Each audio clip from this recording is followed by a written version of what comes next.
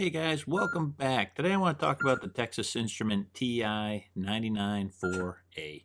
And it's a computer I got lucky enough to find at a Goodwill when I was just poking around one time. And it was relatively cheap, so I picked it up and it had some cartridges and just a couple of games with it.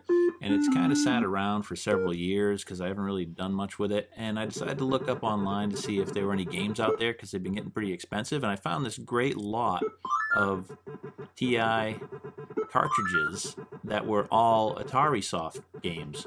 And there were 5 of them I ended up spending $50 plus a little bit on shipping, so it was a really sweet deal. And I thought I'd show this version of Donkey Kong because not a lot of people talk about this version. And while it's still got some shortcomings, like you don't have the background music where you get the doot doot doot doot doot doot part, but that you get in a lot of other versions. But on this one, you get all 4 stages, and that's very rare for especially for such an early game. Even Nintendo didn't put the cement factory in it, or what some people call, we used to call it the pie factory because we didn't know what the heck they were.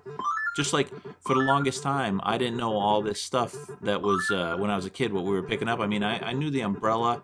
I didn't know the other thing was a purse. It looked like a telephone to me.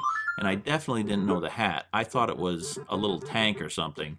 But, now being older, you get all of it, and it makes more sense that it's all of her items, which they actually have a throwback to that in Mario Odyssey. So that's kind of cool.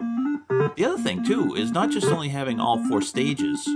It's got all the levels, because a lot of them only had 3 levels on this instead of 4. So that's another good thing. And in the first screen, it's got all the levels, and you're going up the same amount as in the arcade.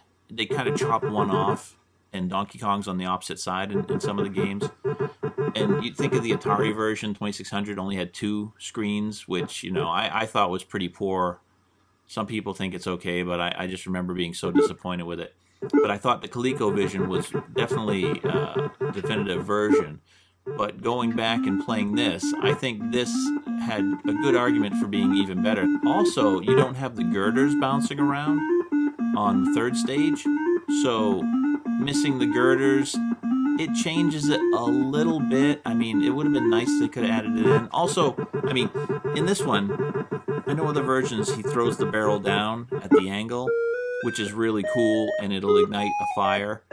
So having that is nice, but everything seems to be missing one thing or another, except for just a couple of little, the extra fireball chasing you, the barrels on this going at an angle, which isn't a big deal.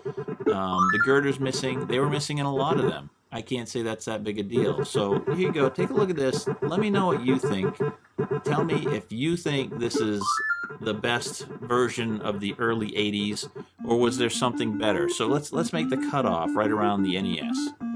So if you think the NES version is better, it definitely has better sounds, even closer to the arcade, but it doesn't have the cement factory.